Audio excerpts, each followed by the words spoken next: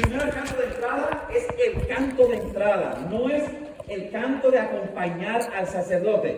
Llega el sacerdote para besar el altar, la derecha de besar el altar, y ahí están celebraciones que la música se apagó. Quizás es que el sacerdote ha dicho: yo no quiero que prolonguen la canción, porque de 15 estrofas que tiene no es necesario cantar más de 3, porque quizás el pasillo no es tan largo y cuando lleguen a la entrada apenas está comenzando la canción.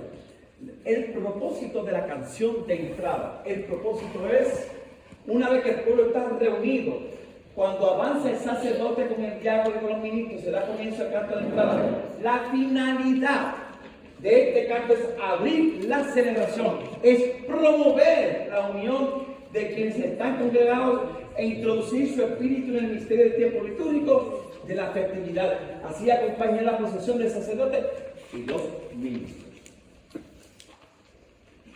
Tiene un propósito, y es esa procesión de entrada. Llega el sacerdote, hace su reverencia, no hay ninguna necesidad de prolongar la canción.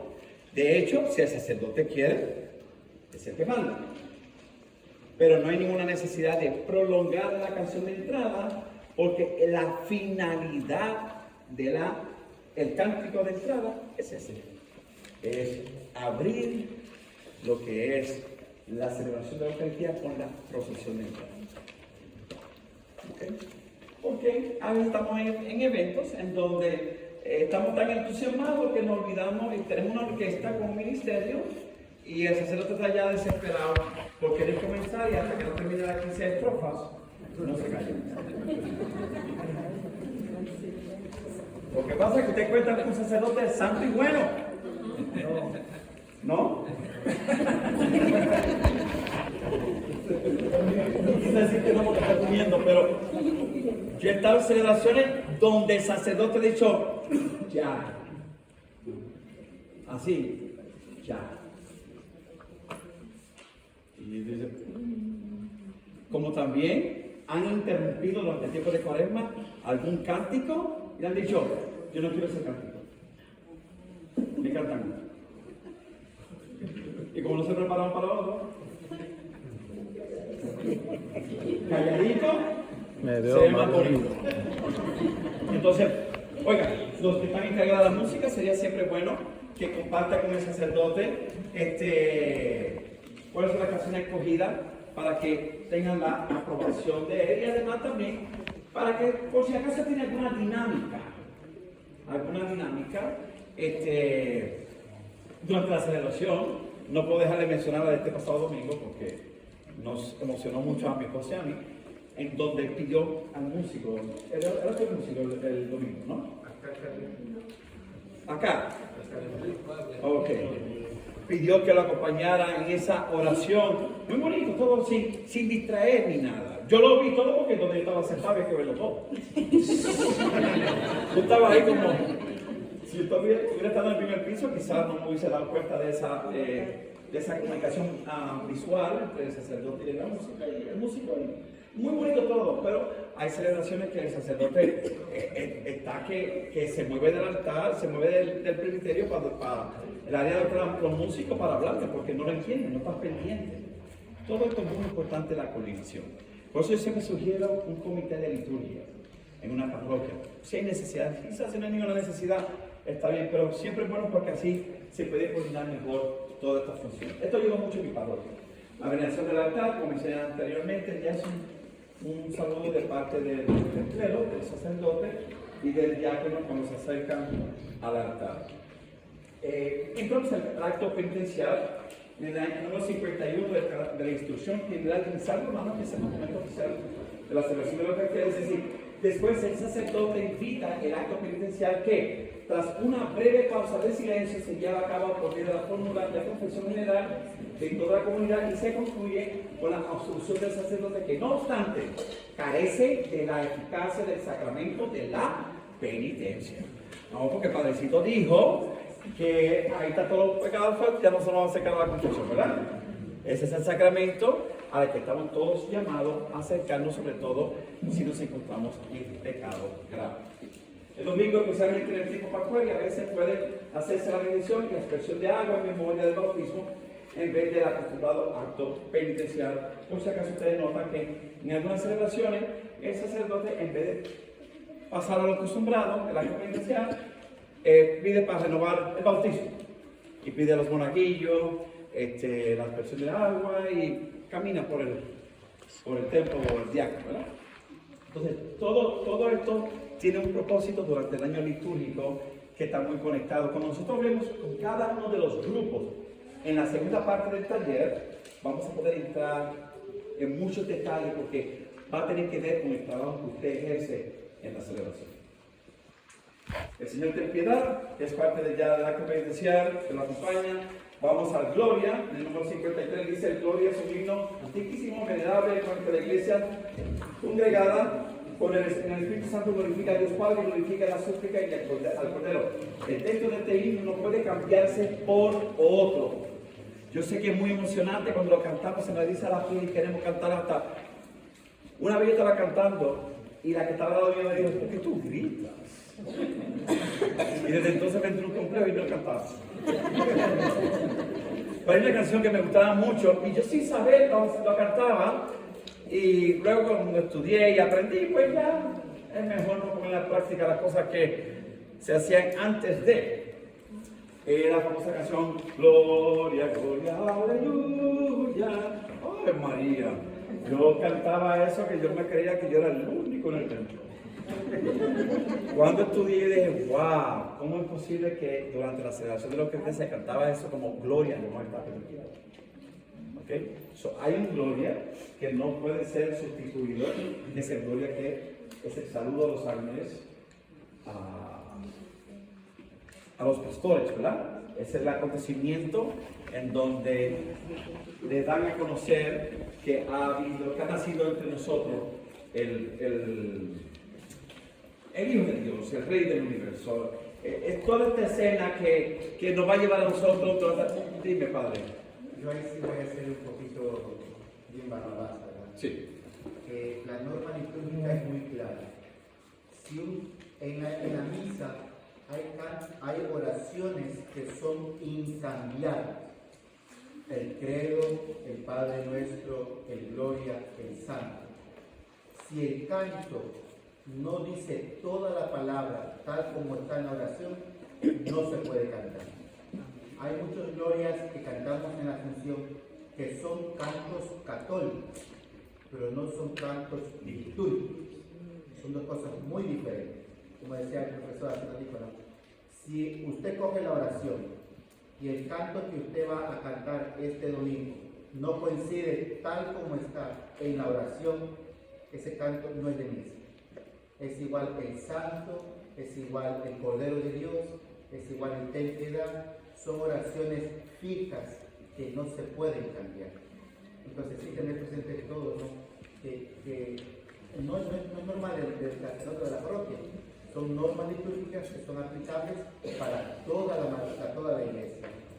Y lamentablemente es así, pero toca ir aprendiendo, ir corrigiendo poquito a poco.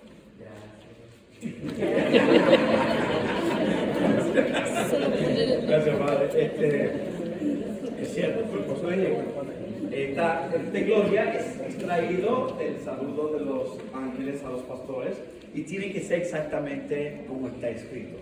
Igual que el santo, santo, santo, santo, dice el Señor, y mucha bulla ahí, y no dice lo que realmente significa el santo, que incluso yo recuerdo un sacerdote teólogo que decía: si el santo se canta, si se repite el santo más de 3 veces, ya no es el santo para invitarnos a arrodillarnos. Oigan eso.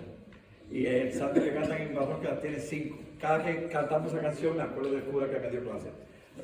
Yo tengo una pregunta. Sí.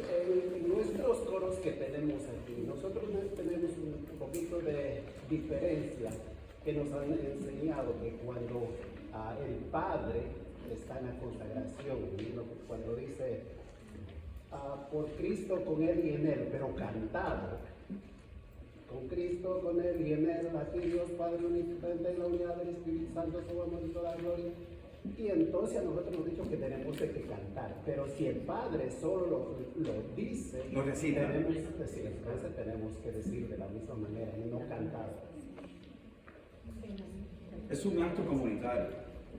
Si el sacerdote invita, si él comienza la oración cantado, y de hecho casi siempre una manera de pastoral, del trabajo pastoral, él hace la invitación a que respondan de la misma manera. Hace una invitación a que el coro dirija, no que sea el coro que cante, sino que dirija a la asamblea. Esto es cuestión de comunicación. Algo así, yo puedo responder, no es una disciplina que va a hacer un efecto, pero siempre recomiendo todo este tipo de comunicación con el celebrante, con el que preside. Todos celebramos, pero no todos presidimos. El que preside es el sacerdote. Con referencia a lo que dijo el hermano de la parte cuando el sacerdote está haciendo la consagración, cuando él dice por Cristo, con él y en él. Yo escuché una vez que esa parte las personas no deben repetir, solamente el cura. ¿Es cierto o no? Las oraciones propias del sacerdote, recuerden que antes de comenzar la clase formalmente, dije en qué consistía el taller y que íbamos solamente a tocar las áreas de la celebración que nos concierne a nosotros, que tiene que ver nosotros como ministro o como participantes del pueblo. ¿Por qué? Porque creo que lo que es propio del sacerdote es bueno saberlo, pero estamos conscientes que hay oraciones que solamente la recita, la narra el sacerdote, depende de lo que se está haciendo. Nosotros tuvimos una celebración en la parroquia nuestra. Nosotros no sabíamos qué hacer. El que estaba detrás de nosotros dijo todo exactamente las oraciones del sacerdote, todos. Yo no sé si él se había memorizado las 4 plegarias eucarísticas y sabía cuál iba a cosa ese día. Él recitó todo. Dijo hasta cada vez que el sacerdote decía cuerpo de Cristo dando la comunión, él lo decía. Cuerpo de Cristo, cuerpo de Cristo. Sabemos que es una persona enferma. Tiene que ser, cónchale, porque no eres cura. ¿Entiende? Y él mandaba callar al niño que estaba hablando al lado. Así que hay oraciones propias de sacerdote.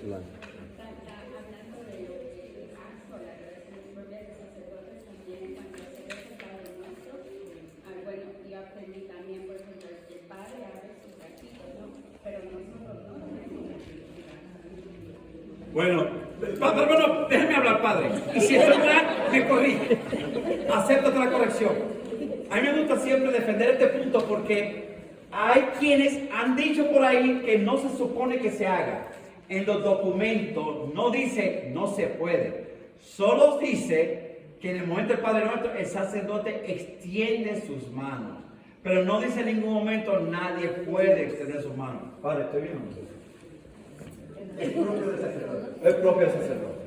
Es el oremos pro sanctis que se llama, porque el sacerdote dirige la plegaria y el sacerdote es el único que dirige la oración del pueblo hacia el Padre Eterno. Entonces el sacerdote presenta al Padre Eterno la oración en nombre de la comunidad. Entonces la norma litúrgica Sacrosanctum Concilii, sobre todo el Eucharistic Mysterium, dice que es una posición propia sacerdotal en la misa. Hay que distinguir 2 cosas aquí. La celebración eucarística, que tiene sus propias normas, y un rezo fuera de la misa, donde casi no hay normas. Si en este momento rezamos al Padre Nuestro, usted puede o no puede abrir la mano, no hay ningún problema. Pero en la Santa Misa, el único que presenta la ofrenda al Padre Eterno es quien la preside, el sacerdote. Por eso está prohibido, aquí sí voy a utilizar la palabra prohibido, está prohibido que los que están al frente organizando la celebración invite al pueblo a tomarse de las manos y a levantar los brazos. Ya eso es diferente. Yo quiero hacer la aclaración porque es importante hablar con propiedad. ¿Okay? El hecho de que hable de que exclusivamente por él ser el que preside y el que dirige, no dice no. Pero si tú como líder, yo como líder, entiendo lo que significa esa oración, yo no puedo hacer algo que a mi conciencia me dice que no me corresponde hacer. ¿Me explico? Eso es lo más importante aquí. Que usted se está, el propósito de aquí no es saber si podemos entender los brazos, no. Es que como líder, yo soy una figura en la que todos tienen su mirada puesta. Y entonces, puede verse visto como una desobediencia, o quizás usted querer sobresalir de la comunidad en algún grado de santidad, que no haya qué sé yo, como le quieran llamar. O simplemente, pues, que no lo sabías y ahora está consciente, entonces ahora, con más respeto, le deja eso propiamente al sacerdote. Me explico. Yo se lo puedo decir en chino, el problema es que yo no sé hablar de chino. Bueno, a mí no recuerdo exactamente, fue aquí en la primera vez cuando yo vine antes de la pandemia, que el sacerdote eleva sus manos porque sus manos son consagradas y nosotros no podemos hacerlo porque nuestras manos no son consagradas. ¿Qué tiene que ver eso? Nada. Pues eso fue lo que una vez me dijeron. No tiene nada que ver. En la oración del Padre Nuestro no tiene que ver nada el consagrado con el consagrado. Recuerden que el que preside es el sacerdote y el que celebra es toda la iglesia, la comunidad reunida. Entonces, el sacerdote, por su carácter de sacramento, es como el intermediario entre la comunidad que celebra y el Padre Eterno que recibe la ofrenda, que es Cristo, que es el sacrificio en la Eucaristía. Entonces, el sacerdote dice, oren hermanos, para que este sacrificio, que es mío y de ustedes. O sea, son dos sacrificios muy diferentes, porque el sacerdote presenta a Cristo y presenta a la comunidad. Entonces, él es el que presenta al Padre Eterno el sacrificio eterno, que es Cristo. Porque él es el único que eleva las manos. Pero de consagrado a no consagrado no se puede. Ahora, esa es la diferencia cuando hay un diácono, por ejemplo, en la celebración. En el Padre Nuestro, los diáconos no pueden extender las manos. Ellos rezan como la comunidad, juntos, en la celebración. Solamente los que hacen el Padre Nuestro son los sacerdotes. Celebrantes.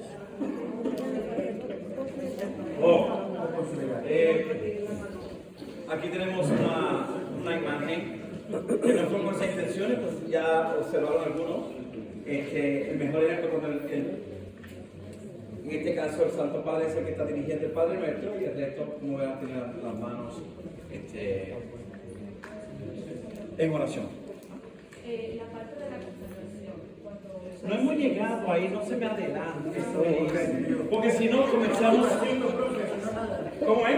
Vamos una por una, porque si no, no avanzamos. Entonces vamos a pasar a la oración de colecta, porque siempre han escuchado por ahí que, yo no llegué a tiempo para dejar saber en la parroquia que debían de ofrecer la celebración por X razón. Siempre hay un sistema de trabajo en la parroquia en donde las personas deben acercarse para las intenciones de la celebración. A veces yo veo que aquí la lista es larguísima en mi parroquia, no pasa más de 2. La celebración a la que estamos participando mi esposa y yo últimamente, ahí el sacerdote recoge así de última hora las personas que quieren que se le ofrezca la misa, pero lo más correcto es que haya una disciplina. Entonces, ¿por qué? Porque hay una oración en donde se recoge la oración, las intenciones de cada uno de nosotros de manera, pues, sin tener que anunciarlas. Y se conoce como la oración de colecta. Yo tenía un profesor en liturgia que le decía, si el pueblo estuviera consciente de lo que significa este momento, con más razón, llegarían a tiempo, con más razón, en ese momento se ponían a la disposición, porque es el momento donde el sacerdote, como el que preside, recoge todas las intenciones personales, todo lo que puede estar pasando en la comunidad y presentársela a Dios. Con esto podríamos terminar ya lo que se conoce como los ritos iniciales de la primera parte de la celebración de la Eucaristía. Ahora vamos a ir a la segunda parte de la primera parte, porque es la liturgia de la palabra. los proclamadores de la palabra, depende de la parroquia. Hay quienes no participan de la procesión de entrada. En alguna parroquia, por X razón, el sacerdote no los quiere en la procesión, entonces se sientan en la parte del frente. Lo muy importante de todo esto es evitar distracciones. ¿Cómo así? Bueno, pues si a ti te toca proclamar la palabra, que tú estés cerca de la puerta, que tú no tengas que caminar desde Brooklyn para llegar a Pisco, pudiendo estar aquí al ladito, ¿verdad? Entonces, siempre es bueno, como no estoy hablando solamente de los que son de esta parroquia, yo no sé cómo lo organizan en su parroquia, pero que el lugar donde usted esté sentado, se va a sentar para ese momento, esté cerca de donde se va a proclamar la palabra de Dios, que es el ambón. No se proclama la palabra de Dios desde ningún otro lugar. Solamente en el domingo de la Pasión de Cristo, mejor conocido como el domingo de Ramos, ¿verdad? Que tenemos la lectura del Santo Evangelio. Yo digo dramatizado, pero el video no está dramatizado. Está compuesto por lo menos por 3 a 4 lectores, incluyendo el sacerdote, y también el diácono participa, en donde ellos van a narrar la pasión, ¿verdad? Entonces, no todos van a estar desde el ambón, pues quienes ocupan quizás algún otro micrófono en otro lugar, pero toda lectura se proclama desde el ambón. Y las iglesias modernas, el templo católico moderno, han querido imponer una práctica que no es muy católica, sino protestante, en donde ni siquiera el ambón está en el presbiterio. Hay una comunidad que yo creo que ya el obispo intervino y removió esa idea, era poner el ambón casi en el centro del templo, con fines de que el pueblo pusiera toda su atención en la palabra de Dios. Bueno, quizás tenían las buenas intenciones, pero no era lo. Entonces, toda lectura se proclama desde el ambón. Es la primera, el salmo, la segunda y incluyendo también el Evangelio. ¿Se lee la lectura? Sí, en la casa. En el templo de la celebración se proclama. Por eso, por muy buenas intenciones que tenga, si usted no sabe leer, si usted tiene dificultad de leer, o lo más seguro tenga el problema que tengo yo con mi vista, pues entonces si tengo ciertas limitaciones que van a distorsionar la lectura que me toca proclamar, yo humildemente debo reconocer que no estoy capacitado o que hay una limitación que me impide. Entonces no debo, por muy buenas intenciones, querer hacerlo y molestarme si no quieren que yo esté. Porque si hay un problema que va a afectar ese momento, pues entonces yo no debo de hacerlo. En la procesión de entrada se lleva un solo libro, ¿ok? Y es el Evangelario. No se lleva el misal y no se lleva el leccionario. ¿Qué es el leccionario? Es el libro que contiene las lecturas de la celebración. Es el libro que permanece en el ambón desde el comienzo de la celebración. ¿Hasta qué momento? Hasta que se proclama el Evangelio, si tienen el Evangelario. Porque si el Evangelio se va a leer, se va a proclamar desde el leccionario, se queda ahí. Pero si tienen el Evangelario, ¿saben lo que es el Evangelario? Es el libro que contiene solo el Evangelio. Que el el diácono, lleva en procesión de entrada, en ausencia del diácono, lo puede llevar el lector. ¿Ok? Preguntas. Nadie se ha cuestionado por qué los libros litúrgicos son de color rojo. ¿No? Porque todo el mundo sabe, ¿verdad? Qué bueno. ¿Ah? Ahí yo tengo 3, pero son 7. Por las festividades, por el ciclo. Yo crecí con 3. Y no hace 3 o 4 años atrás, en un curso de liturgia, el sacerdote mencionó 7. Y dije, wow. Pero luego explicó que podíamos entrar en eso de mencionar lo que contiene el leccionario 1, el leccionario 2, y así sucesivamente, porque está el ciclo, no todo tiene el año completo, de una festividad a la otra, los días, los ritos, todo está distribuido en los leccionarios. ¿Ok? Bien. ¿Pregunta? Oh, mira aquí las tomos del leccionario. ¿Ok? Yo le puedo hacer llegar esta información en foto para la semana que viene. No quiero quedarme en detalle que luego se dará en taller cuando se le habla a los proclamadores de la palabra, a los ministros de la comunión y así sucesivamente. El evangelario, que contiene el evangelio, que se va a proclamar en la celebración. En el número 29, ¿quién es el proclamador? Una vez una señora se sintió muy ofendida porque ella me dijo, Héctor, no hay ministros de la comunión. Y yo le dije, tranquila, porque cuando llegue el momento yo le dije a ella, tranquila, no es como el proclamador de la palabra. Y ella me dijo, ¿qué tú quieres decir con eso? Y dije, no, lo que sucede es que en el momento de la comunión ya el sacerdote sabe que como no hay ministro de la comunión, ya se encargará de escoger a cualquier persona. Y ella dijo, ¿a cualquier persona? Y yo dije, sí, el sacerdote puede escoger a cualquier persona que él entienda según su juicio, padre. ¿Ok? Si él entiende que puede dar la comunión. Que no está preparado. Así mismo que no está preparado. Entonces el proclamador de la palabra, así estaba hablando de él. Que si no hubiera enlace entre los dos, hubiese caído encima. ¿Me está queriendo decir que el proclamador de la palabra es mucho más que el ministro de la comunidad? Bueno, si lo quiere ver de esa manera, sí. Tu padre no acaba de hacer ministerio. Tu padre acaba de probar que es el ministerio electoral. ¿Ya? Instituido ya.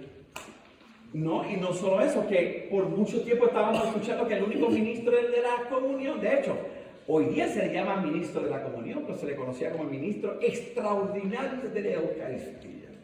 ¡Wow! ¡Qué título! ¡Extraordinario! Sin saber de dónde viene lo extraordinario. ¿Ok? Ordinario, de ordenado, de sacerdote. Yo soy un extra. Extraordinario. ¡Wow! ¿Y usted qué hace en su parroquia? Yo soy ministro de la Eucaristía. Pues, ¿y usted cura? No. Pues, ¿cómo usted es ministro de la Eucaristía si no es cura? El único ministro de la Eucaristía, sacerdote. Nosotros somos ministros de la comunión. Solamente damos la comunión. Ellos son el ministro de la celebración de la Eucaristía. Y es importante llamar esto por recuerden, miren, el sacerdote cuando se va a dirigir en público, general, él va a usar muchos términos populares que el pueblo entiende.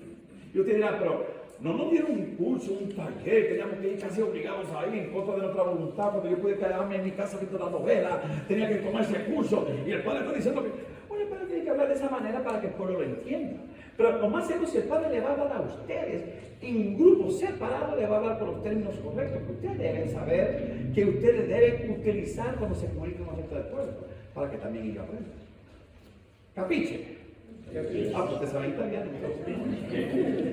Entonces,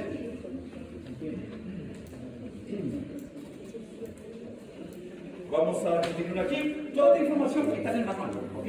So, yo no quiero estancarme en lecturas que ustedes pueden tener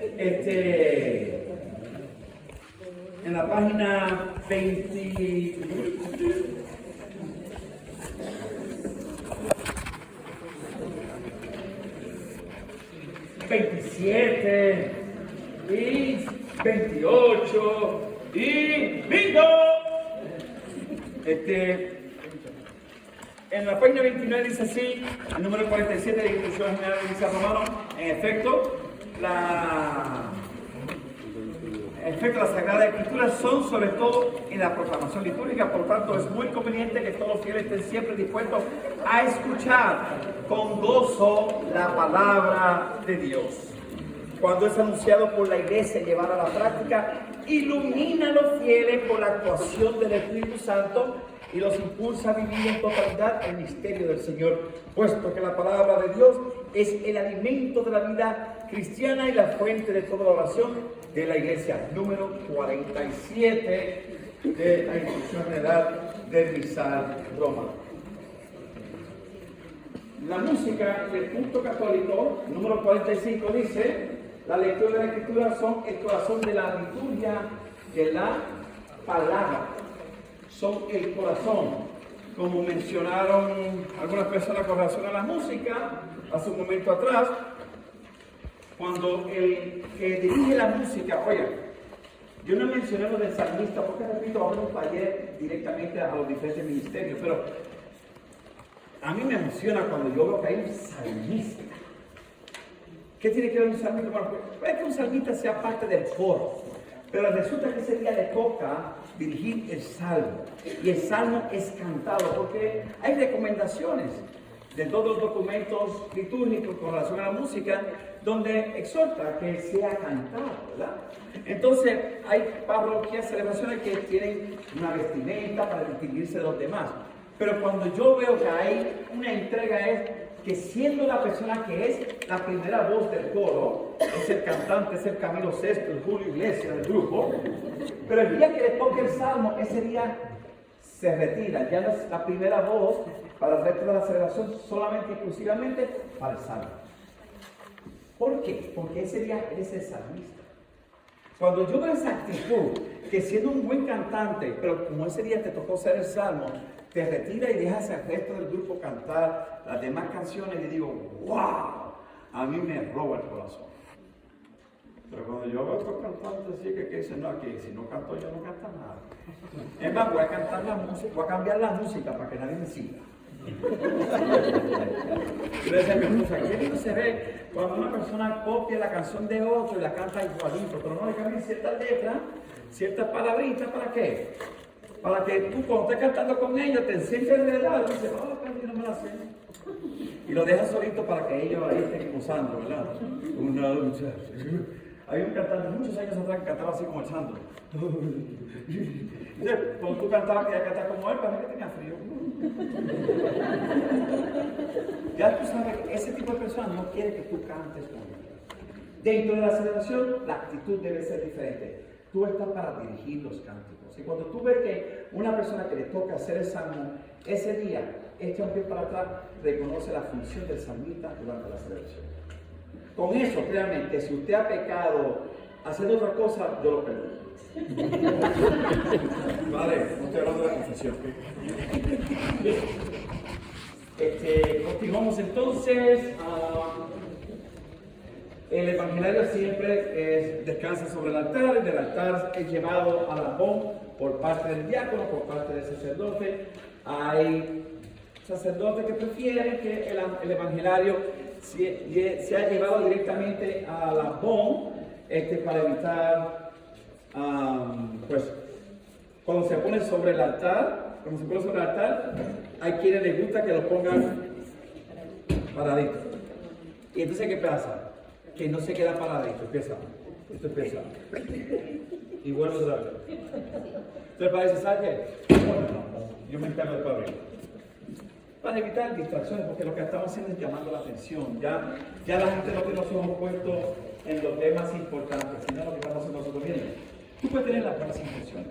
En la parroquia a la que asistíamos mi esposa y yo cuando vivíamos aquí en el Bronx, aquí en Bronx, me refiero a Nueva York, un día, Ujiel me dice, Néstor, la vela del altar se está derritiendo, se está inclinando. Y yo le dije, oh my God, ya había comenzado la celebración. Y ahí está el sacerdote, y yo le dije, ok, vamos a hacer lo siguiente. Yo voy a llevar la vela buena, vamos a caminar sin distraer, y cuando podamos, a cambiar. Y estábamos así, la celebración la hacía tan organizada de esta manera, es en el gym, no es en el templo, es en el gym. Y yo vengo por acá, el hermano fulano viene por el lado de acá. Y estamos caminando poco a poco. Y el sacerdote se dio cuenta que estaba pasando algo. Y en plena plegaria eucarística, él dijo, ¿qué está pasando aquí? Nosotros decimos, Padre, La vela. ¿Qué me importa la vela yo? No pudimos cambiar. Mira, ahí estaba la vela así. Que si se llega a inclinar un poquito más, se quema el mantel y quién sabe dónde puede poner. Puede ver las intenciones más santas, pero el que preside, y sobre todo en la plegaria eucarística, no puede tener otra distracción. So, lo más correcto siempre hacer lo menos que usted entienda a su juicio que distraiga, que sea el centro. ¿A quién le corta el cuello?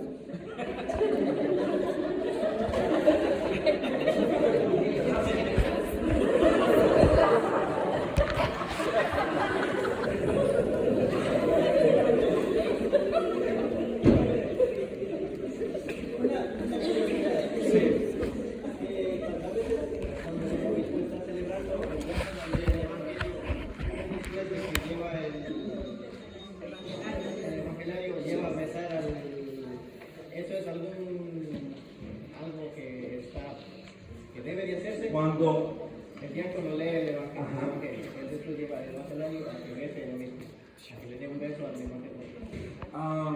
Puede preguntarle al padre, ahí ya estamos hablando con el obispo y todo, ya estamos hablando de celebraciones. Es cuestión de jerarquía. Una curiosidad, cuando preside el obispo, es verdaderamente que preside uno de los príncipes de la iglesia, un apóstol de la iglesia. Los obispos son directamente sucesores de los apóstoles.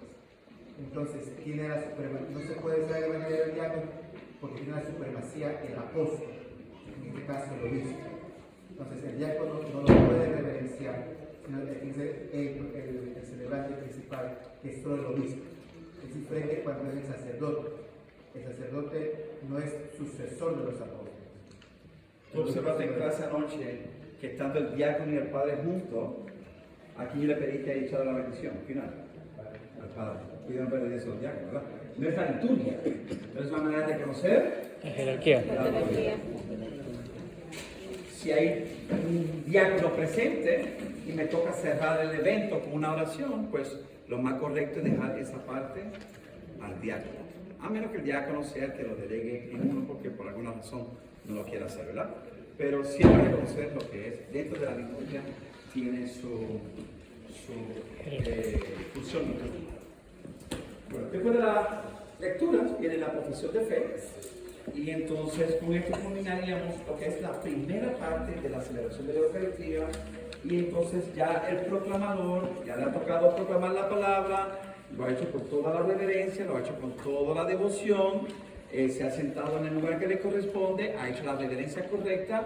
Sabe que en el momento que se levanta para proclamar, hace una reverencia, no la de cuello, no la de genuflexión, sino la de cuerpo completo hacia el altar. ¿Okay? Esa es la reverencia que se hace en el momento.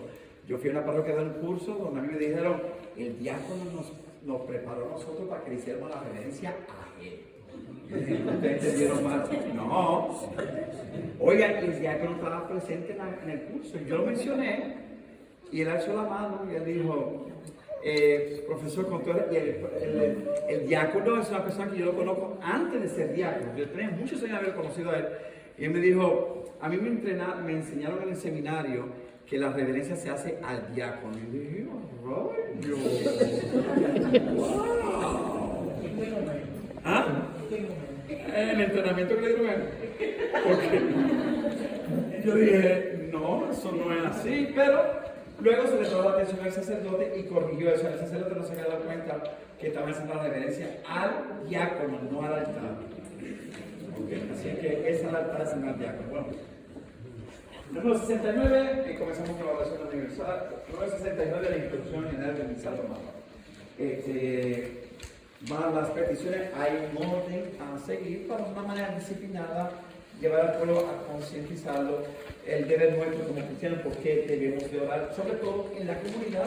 El Señor ha prometido que hayan dos o más reunidos en su nombre, Él estará presente, Él concederá lo que pidamos al Padre, ¿verdad? En su nombre.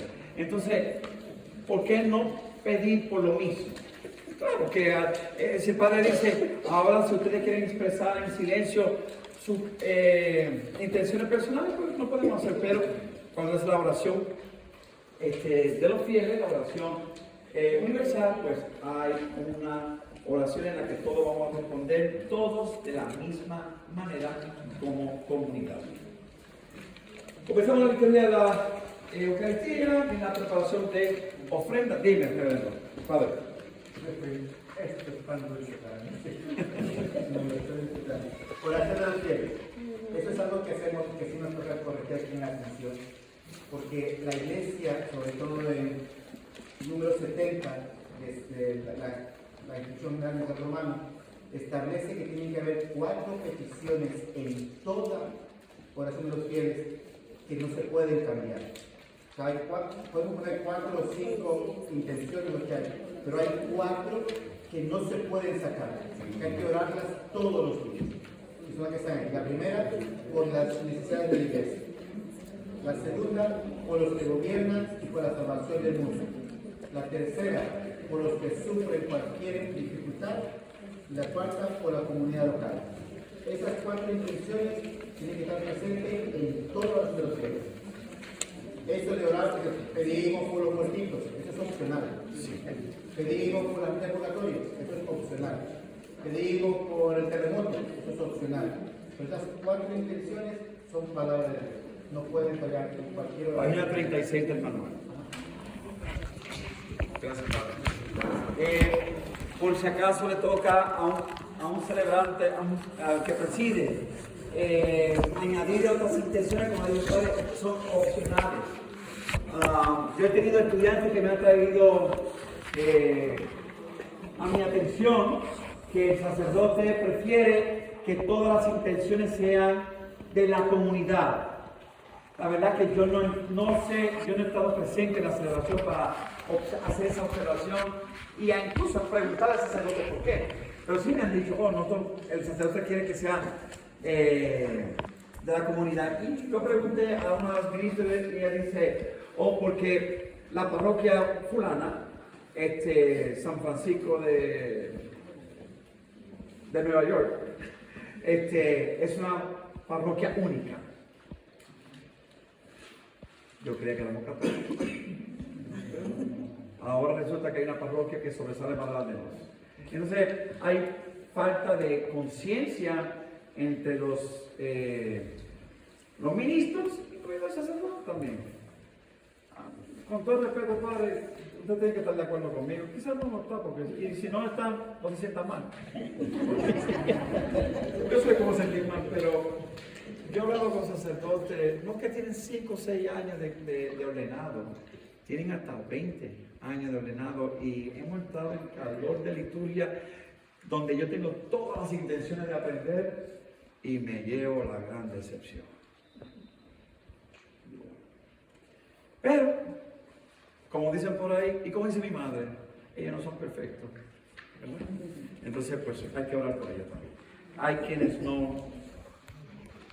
Hay quienes omiten lo que puedan por salir rápido. Nosotros fuimos a una celebración que el sacerdote iba a la milla de Popeye. ¿Sabes lo que es la milla de Popeye? No, tiene que ser bonito para entender eso. Que va más rápido por la cara de salir. Entonces, te deja ese marco en la celebración. Pasan ofrendas, se lleva la ofrendas. El momento donde el sacerdote, el diácono, los ministros reciben, hay celebraciones donde pues, además de lo acostumbrado, el pan, el vino, el agua, también se llevan frutos de la tierra, el cuadro de Néstor García, si algún día quieres comprar el mío, y qué sé yo. Bueno, pero lo más importante es el pan y el vino, que será ofrecido luego, ¿verdad? Para que lo convertirse en el cuerpo y la sangre de nuestro Señor Jesucristo. A la preparación del altar, ustedes verán que pues el diácono ya ha comenzado a preparar sobre el altar, poner el corporal, el sacerdote comienza ya a hacer todo lo que es propio del momento, y el ministro de la comunión, que repito, va a haber un entrenamiento más adelante con más detalle, tiene cierta participación, igual que los monaguillos, en el intercambio de lo que se esté haciendo en el momento, sea lavarse las manos, sea entregarle la nevera, el agua, lo que sea. Hay un comportamiento muy litúrgico que tiene un sentido que deberíamos hacerlo con mucho respeto.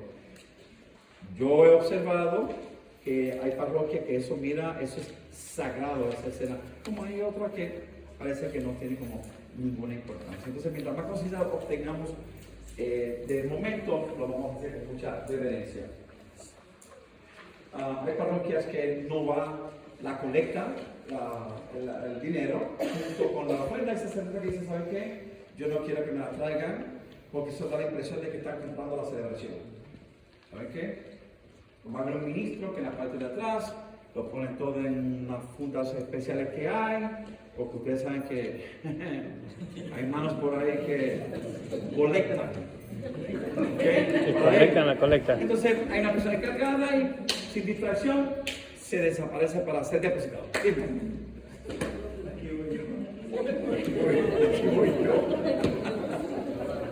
En ningún documento actual de la Iglesia, en ningún documento actual, se dice que en la procesión de las ofrendas tiene que haber galletas, cuyes, queso, colada morada, chicha de mora.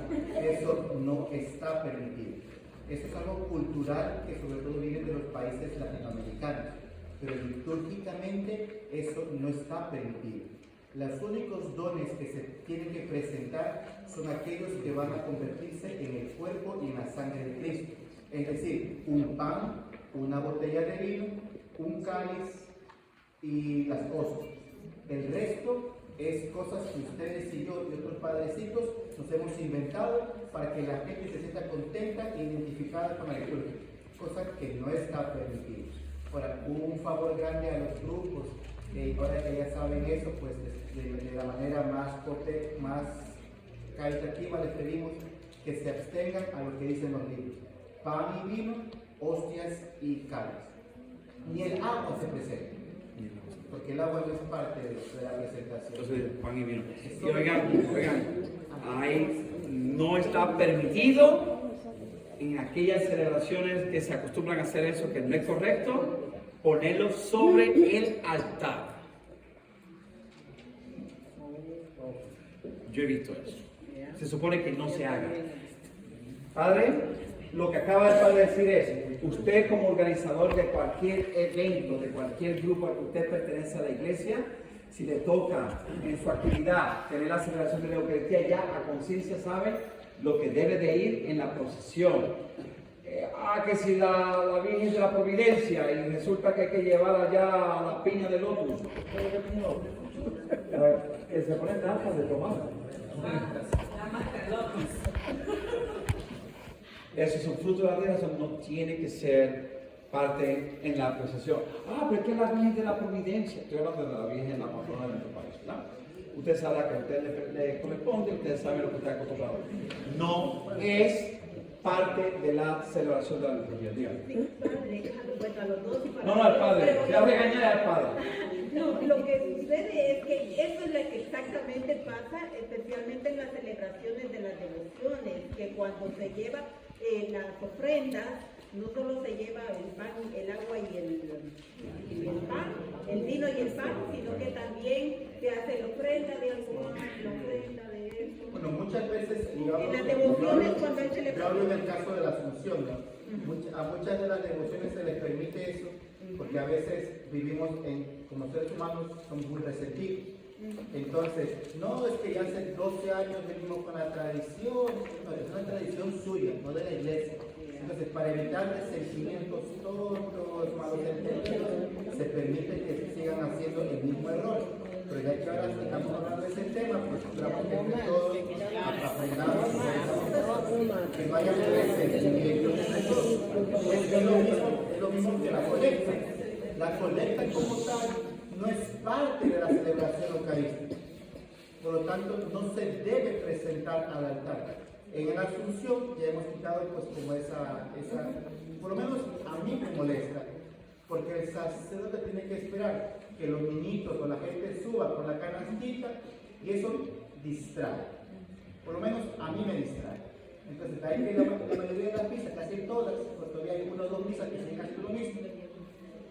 Quien recibe la colecta, pues la deja en la sacristía, ya después los sacristanos la pondrán en las bolsas de seguridad, ¿no? Pero en sí, caminar con la colecta y ponerla delante de la misa, del altar, no.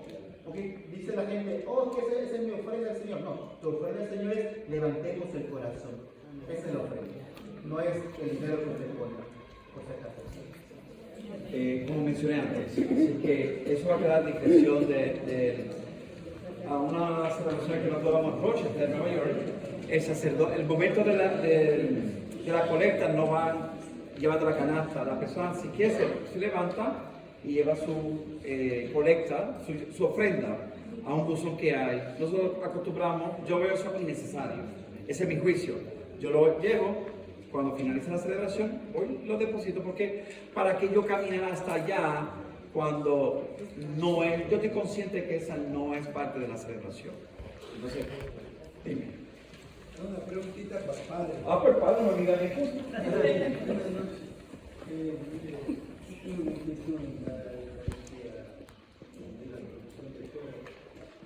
Las dos opciones, yo no sé cuál de Las las dos. dos son válidas. La iglesia como tal, desde el año 70, cuando se celebra comúnmente, tradicionalmente el Concilio de Jerusalén, la iglesia hasta el día actual tiene aprobado oficialmente 23 credos diferentes. Es decir, la iglesia ha pasado por mucho cambio. En la actualidad, a nivel litúrgico, están aprobados dos credos. El credo de los apóstoles, que es el que necesitamos en otros países, el cortito, o en Estados Unidos, el credo niceno-constantinopolitano, el largo que hacemos nosotros. Ese resto no depende de nosotros. Quien escoge depende de cada conferencia episcopal. En los Estados Unidos los dos son válidos, pero el que se recomienda es el credo niceno-constantinopolitano, que es el largo que hacemos. Cuando el cura predica mucho, o sea, yo, para que la vida no sea tan larga, o me voy por el credo de los apóstoles, que es el cortito, posiblemente vamos al interrogatorio como la rutina. ¿Creen ustedes en Dios Padre? Sí creo. ¿Creen ustedes? Sí creo. ¿Creen ustedes? Sí creo. Pero en sí, en la Arquidiócesis de Nueva York, el recomendado es el credo largo, el niceno constantinopolitano. Y el último, así la voy a ir corrigiendo, ¿no? Una vez comenzada, la celebración de la Santa Misa comienza con el canto de entrada, con la procesión. Por eso, es recomendable que una vez comenzada la celebración eucarística, o sea, que comienza el canto de entrada, no debe haber interrupciones en la Santa Misa. Esto es para los acogimientos. Ya una persona llegó tarde, y dice donde puede. Pero eso está interrumpiendo el camino, el paso. Eso es una falta de respeto, no solamente a que llegó temprano, sino también a aquel que quiere rezar en la tranquilidad de la iglesia. Y dos, aplicándolo al domingo por la noche en la Asunción. Si alguna imagen llegó comenzado el canto de entrada, ya no puede colocarse al frente, porque eso interrumpe y corta la celebración. Se le dice a la gente, venga temprano, porque si no, ya está tarde. Entonces, comenzado el canto de entrada, debería ser que estamos todos listos para rezar, incluyendo el acogimiento, ya en su sitio a vivir la Santa Misa, porque a veces los que menos viven la Santa Misa son de acogimiento, porque están de un lado al otro, que los que menos se concentran en la misa es los de acogimiento. Y no es porque ellos quieren, sino porque la gente no colabora. Entonces, si una imagen llega comenzada al canto de entrada, yo creo que entre todos ponemos de acuerdo, porque llegó tarde, no se la puede poner al frente. ¿Sí me van a entender? Por eso también respeto a los que llegan temprano a la Santa Misa. O por lo menos, con todo el cariño del mundo, a mí eso me enoja mucho. Porque muchos de ustedes viven más lejos y llegan temprano. Y el vecino que vive aquí a 2 cuadras, es el que siempre llega tarde. Entonces, yo no sé. Algo que ocurrió hace 15 días, estaba proclamando el Evangelio. Y entró por centro una persona con cuadros. Y los hermanos del ministro de acogimiento ahí entró, no tuvo respeto ni de derecho al altar, entró y puso el cuadro en plena proclamación.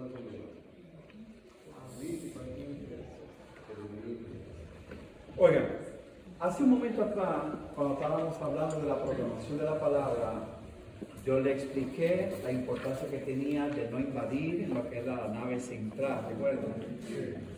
Recuerda que también le dije una recomendación, que mientras estaba proclamando la palabra, era una práctica que hacíamos en nuestra parroquia, y yo creo que era muy práctica, porque así, incluso si nadie quería estar de pie, todo ese tiempo que hacía un esfuerzo para llegar más temprano. La celebración a la que nosotros pertenecemos, a la parroquia a la que pertenecíamos, en Santa Lucía, el sacerdote decía que durante la liturgia de la palabra, él pedía por favor que no hubiera ningún tipo de intervención caminando para sentarse. Y esto al principio creó molestia, creó malestar, pero esto también sirvió de disciplina porque fueron menos los que estaban, seguían la celebración, eran menos los que estaban esperando en la parte de atrás para ser sentados después. Eso queda siempre a discreción del sacerdote si lo quiere emplear o no. Pero usted que es ministro, usted que el día que no le toca servir como ministro, que es como parte del resto del pueblo, si usted hace el esfuerzo de llegar temprano, créame que eso va a contagiar al resto del pueblo. Lo va a hacer, porque el Padre ha expresado esta noche algunas de las preocupaciones de él, y lo ha dicho de una manera jocosa, porque es verdad, hay que tener mucho cuidado como uno se expresa, porque uno quiere evitar lastimar a la persona. Hay mucho resentimiento en el pueblo. Ay, el sacerdote no le gusta esto, el sacerdote no le gusta otro. No, es que si tú estás claro lo que es la celebración, tú vas a evitar todo aquello que no es la celebración. Y el pueblo está mal acostumbrado. Miren, años atrás, el Comité Guadalupano, que representa la festividad de la Guadalupe aquí de Nueva York, se molestó, tenían coraje contra la iglesia, porque no pudieron entrar a la catedral con las antorchas. ¿Ustedes recuerdan eso o no? Sí, ellos se molestaron, y por poco, ellos hasta, algunos dijeron, yo no regreso a la iglesia, porque no me dejaron entrar con la antorcha. El Departamento de Fuego del Estado de Nueva York prohíbe una antorcha de ese nivel entrando a un lugar cerrado, por razones de seguridad. Eso no es litúrgico. Para el conocimiento de todo, y con mucho orgullo lo digo, nuestra parroquia recibe los cuadros que vienen de México antes de llegar a la catedral. Nuestra parroquia es la segunda parroquia, incluso antes de llegar a Nueva York, si nosotros vivimos en Pensilvania. Y el sacerdote lo hizo claro desde el primer día, en la procesión de entrada, donde a ellos les toca, dónde van los cuadros y la cantidad de personas que los va a llevar. Y eso es un ejército, no estamos hablando en contra de ningún grupo de la iglesia, y mucho menos del Comité Guadalupano. Pero ustedes saben la cantidad de personas que trabajan en estas festividades. Ellos son un ejército. El Padre lo limitó a una cantidad limitada de personas. ¿Por qué? Porque se llenan, que si no están conscientes de lo que es la celebración, distraen.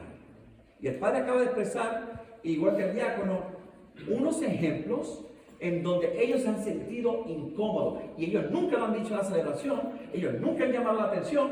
Denle gracias a Dios, porque si le han tocado a los sacerdotes que yo he tenido, a ellos no les importa, te llaman la atención en medio de la celebración. Los ejemplos mencionados en esta noche, yo los he vivido junto con mi esposa en celebraciones que hemos estado donde el sacerdote ha interrumpido el coro y le ha dicho, no quiero que canten esa canción. Y no tienen otra, pueden cantar otra. Como también han dicho, ¿sabes qué, hermano? Póngase de pie, que este es el momento de ponerse de pie, que usted se hace de rodillas. Y nadie se había enterado que estaba de rodillas y todo el mundo hizo. Dime, padre. Ahorita que usted dijo de rodillas, quiero aprovechar esta para hacer otra pequeña corrección. Las normas de la iglesia son muy claras. Durante la celebración de la Santa Misa hay momentos en que dice el momento de arrodillarse, el momento de sentarse, el momento de pararse. Eso no es opcional de la persona. Hay gente que se dice, no, que yo por sacrificio voy a escuchar la misa toda de pie. Sí, eso es lo que usted quiere, pero no es lo que la iglesia le pide. La iglesia dice, en el momento de la consagración, todos los que pueden tienen que ponerse de rodillas. No hay opcional. Ahora, si usted sufre de la espalda, sufre de las piernas, no puede arrodillarse, ¿no? Está exento de eso.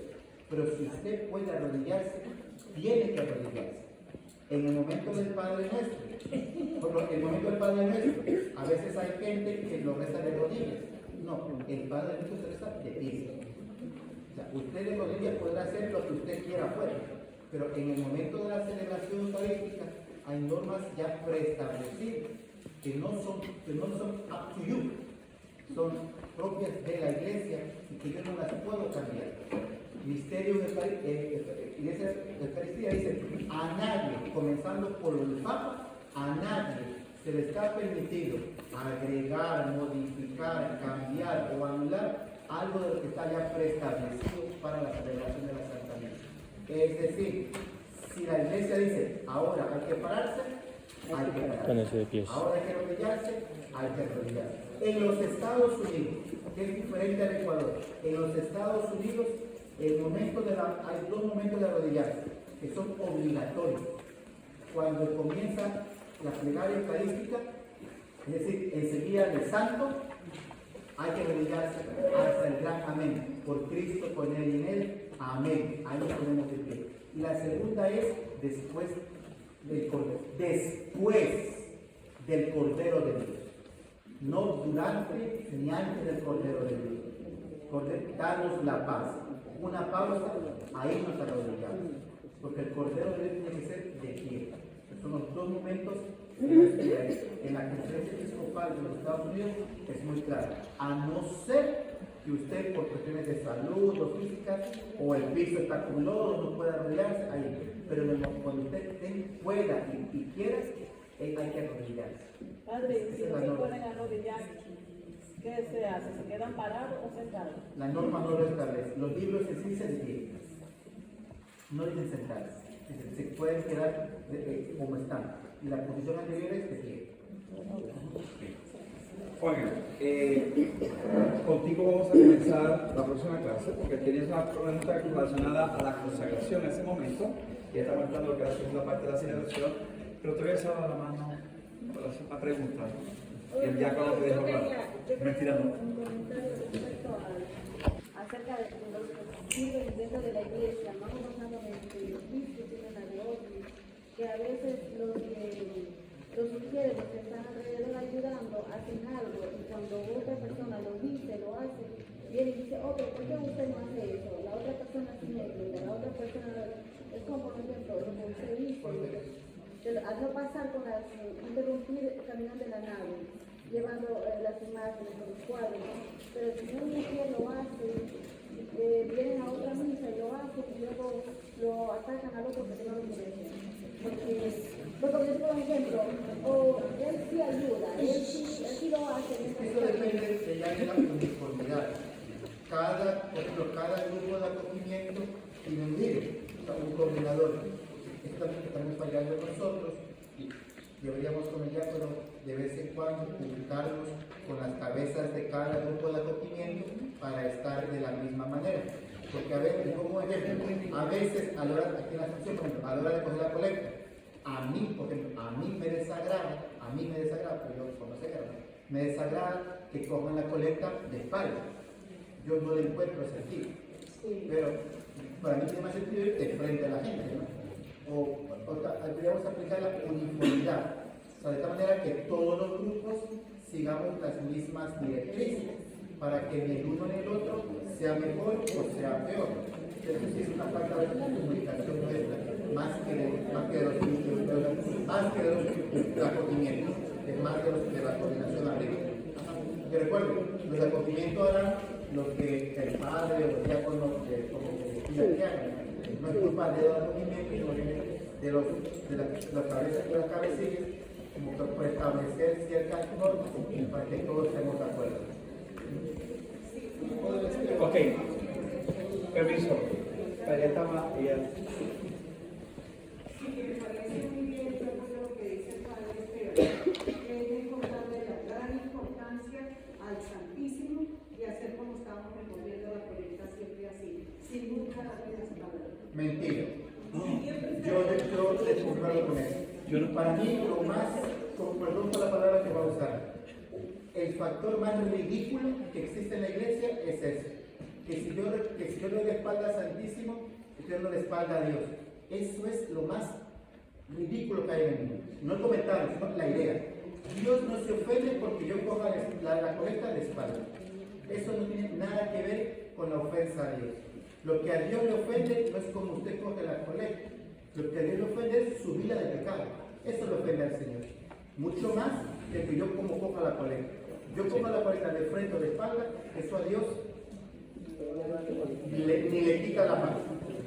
Lo que a Dios le ofende es Oigan, su vida de oración. qué bueno que usted haya hecho esa aclaración porque hay personas en las redes sociales que aprovechan estos ejemplos que se dan en las diferentes comunidades y entonces comienzan a dar sus opiniones supuestamente en el nombre de la iglesia.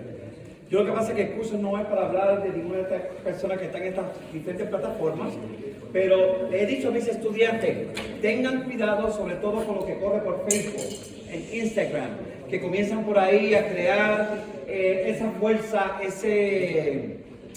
esa influencia en donde comenzamos a cuestionar lo que se debe o no hacer en la celebración, con estas explicaciones que no tienen ningún tipo de fundamento teológico. Oiga, mis hijos. Oh, perdón. En una ocasión usted dijo aquí que si no puede arrodillarse, no se puede quedar parado, pero ahora escucho diferente. Le digo eso porque a veces yo estaba pensando, hasta inclusive decir a alguien a ciertas personas que estaban quedarse paradas en la consideración. Sí, porque yo después de esa misa yo mismo me interrogué y me fui a los libros. Entonces, aunque parece que hago perfecto, también me equivoco.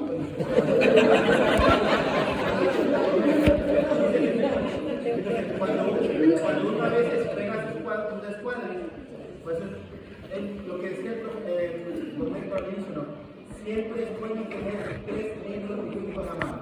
La instrucción del Santo Humano, Misterio de la Eucaristía y Sacrosanto Concilio. Son los 3 libros litúrgicos que son de los últimos 50 años que rigen la vida litúrgica de la Iglesia. Bien. Bueno, queremos agradecer